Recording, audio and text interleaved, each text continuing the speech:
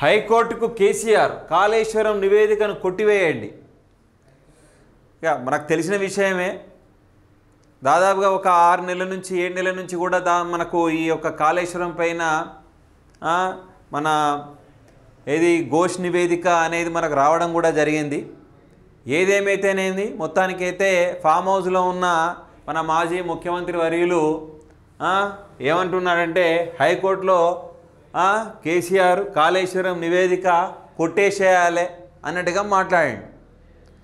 అంటే వీళ్ళ యొక్క నిర్లక్ష్య వైఖరితోనే వీళ్ళు చేసినటువంటి సొంత నిర్ణయాల వల్లే కాళేశ్వరంలో అవినీతి అంతగానం అయిందని చెప్పేసి మనకు ఏది పీసీ ఘోష్ నివేదిక అనేది రావడం అనేది జరిగింది. మళ్ళీ వీళ్ళ అభిప్రాయాలు ఎట్లున్నాయంటే దాదాపుగా ఏమంటున్నాడంటే కాళేశ్వరం నివేదికను కొట్టివేయండి అని చెప్పాడు. అంటే అది కరెక్ట్ కాదు, అది ఏమాత్రం కూడా కరెక్ట్ లేదు. మీరు మా నివేదికలను కూడా మీరు చూడాలి.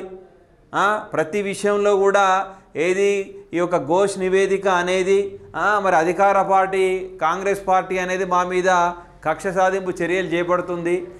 మీరు అవసరం అనుకుంటే మళ్ళీ దాన్ని పునః పరిశీలన చేయాలని చెప్పేసి మొత్తానికైతే దొర ఫామ్ హౌస్లో ఉన్న మన మాజీ ముఖ్యమంత్రి వర్యులు కేటీఆర్ గారు మాత్రం మొత్తానికైతే హైకోర్టులో పిటిషన్ వేయడం అనేది జరిగిందట.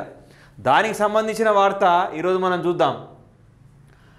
మా విజ్ఞప్తులను కమిషన్ పరిగణలోకి తీసుకోలేదు. పిటిషన్లు దాఖలు చేసిన కేసీఆర్ హరీష్ రావు. రిజిస్టర్ పరిశీలనలో పిటిషన్లు సొంత నిర్ణయాల వల్ల మేడిగడ్డ కూలిందన్న కమిషన్ ఏం చెప్పింది అంటే మేడిగడ్డ ప్రధానంగా కూలడానికి ప్రధాన కారణం అప్పుడున్న మంత్రులు కానీ అప్పుడున్న అధికారులు కానీ వాళ్ళ యొక్క సొంత నిర్ణయాల వల్లనే మేడిగడ్డ కంప్లీట్గా అదేమైంది కూలింద అనే విషయాన్ని కమిషను మనకు చాలా పరిశీలన చేసి చెప్పడం అనేది జరిగింది.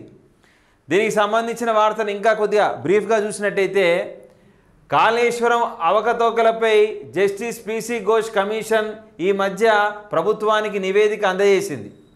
కేసీఆర్ నిర్ణయాల వల్లే మేడిగడ్డ కూలిపోయిందని ఇతర లోపాలు బయటపెట్టడానికి అందులో పేర్కొన్నది. దీంతో ఆనాటి అక్రమాలపై రాష్ట్ర వ్యాప్తంగా చర్చ జరుగుతూ ఉన్నది.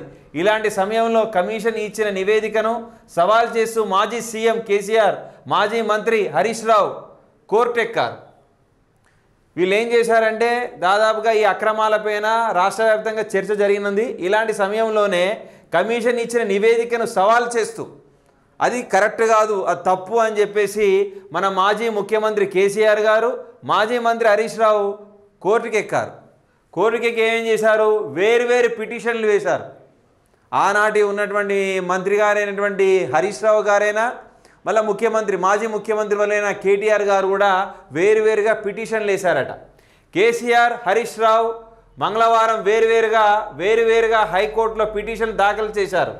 కమిషన్ ఇచ్చిన నివేదికలు కొట్టివేయాలని అభ్యర్థించారు. ప్రస్తుతం ఈ పిటిషన్లపై హైకోర్టు రిజిస్ట్రేషన్ పరిశీలనలో ఉన్నాయి. ప్రస్తుతం ఈ యొక్క కంప్లీట్గా కాళేశ్వరం సంబంధించిన అవినీతి, కాళేశ్వరం సంబంధించిన రికార్డ్ అనేది ప్రస్తుతం పరిశీలనలో ఉంది. అది కరెక్ట్ కాదు, తప్పుడు అని చెప్పేసి కొట్టివేయాలని చెప్పేసి వీళ్ళు మళ్ళీ హరీష్ రావు గారైనా మళ్ళీ మాజీ ముఖ్యమంత్రి కేసీఆర్ గారు వేరు పిటిషన్లు వేయడం అనేది జరిగిందట.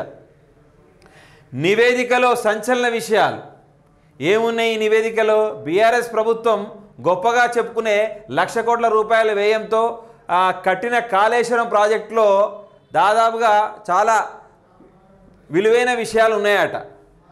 1,00,000 కోట్ల రూపాయల వ్యయంతో కట్టిన కాళేశ్వరం ప్రాజెక్టు పేజీ నెంబర్ 8లో చూసినట్టయితే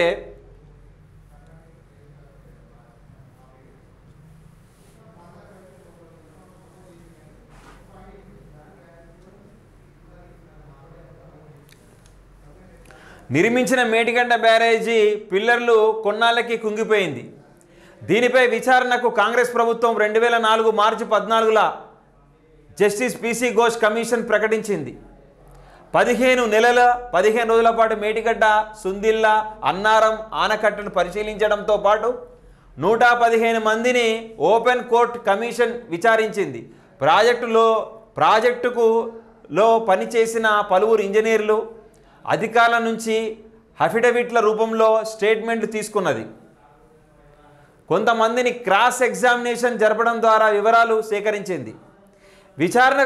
విచారణకు గడువు సరిపోవడంతో ప్రభుత్వం 8 సార్లు పొడిగించింది. విచారణ పూర్తి చేసిన జస్టిస్ పిసి ఘోష్ కమిషన్ ఈ నెల 31న నివేదికను ప్రభుత్వానికి సమర్పించింది. అప్పట్లో ముఖ్యమంత్రిగా పనిచేసిన కేసీఆర్, ఇరిగేషన్ మంత్రిగా పనిచేసిన హరీష్ రావులు ఈ ప్రాజెక్టు విషయంలో వ్యక్తిగత నిర్ణయాలు తీసుకున్నారని, నిపుణుల సూచనలు పట్టించుకోలేదని పేర్కొంది. ఈ కారణంగానే మేడిగడ్డ బ్యారేజ్ పిల్లలు కుంగిపోయాయని స్పష్టం చేసింది. అంటే వాళ్ళ ఆ కాలంలో కాళేశ్వరం ప్రాజెక్టు 1000 కోట్లు ఖర్చు పెట్టి కట్టారు. అప్పుడు ఇరిగేషన్ మంత్రిగా ఉన్న హరీష్ రావు గారు, ముఖ్యమంత్రిగా ఉన్న ఈ యొక్క కేసీఆర్ గారు మరి ఈ యొక్క నిపుణుల యొక్క విషయాలు పట్టించుకోకుండా సొంత నిర్ణయాలు తీసుకోవడం వల్లనే దాదాపు సుందిళ్ళ బ్యారేజ్ కానీ ఇవన్నీ కూడా మేడిగడ్డ బ్యారేజు పిల్లర్లు కూలిపోవడానికి ప్రధాన కారకులు అయ్యారని చెప్పేసి ఈ యొక్క పిసి ఘోష్ నివేదిక చెప్పడం జరుగుతుంది. అదేంది పిసి ఘోష్ కమిషన్ కాదట, అది కాంగ్రెస్ కమిషన్ అట. Commission నివేదికపై KCR, Harish Rao high court petition దాఖలు చేశారు. జస్టిస్ పిసి ఘోష్ కమిషన్కు విచారణ అర్హత లేదని అందులో పేర్కొన్నారు. తమ విజ్ఞప్తులు కమిషన్ పరిగణలోకి తీసుకోలేదని తెలియజేశారు. ప్రస్తుత ప్రభుత్వం ఎలా కావాలనుకుందో కమిషన్ అలాగే నివేదికను తయారు చేసిందని పేర్కొన్నారు. రాజకీయ ప్రయోజనాల కోసమే కమిషన్తో నివేదిక తయారు చేయించినట్లుగా కనిపిస్తుందన్నారు.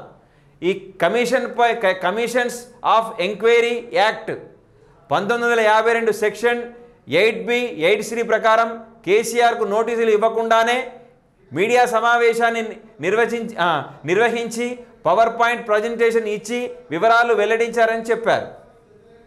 ఉద్దేశపూర్వకంగా కేసీఆర్ ప్రతిష్టను దెబ్బతీయాలని, వాస్తవానికి దూరంగా ఉన్న వివరాలను వెల్లడించారని తెలిపారు. ఈ అంశాలను పరిగణలోకి తీసుకొని కాళేశ్వరం ప్రాజెక్టుపై జస్టిస్ పిసి ఘోష్ కమిషన్ ఇచ్చిన నివేదికను కొట్టివేయాలని కోరారు.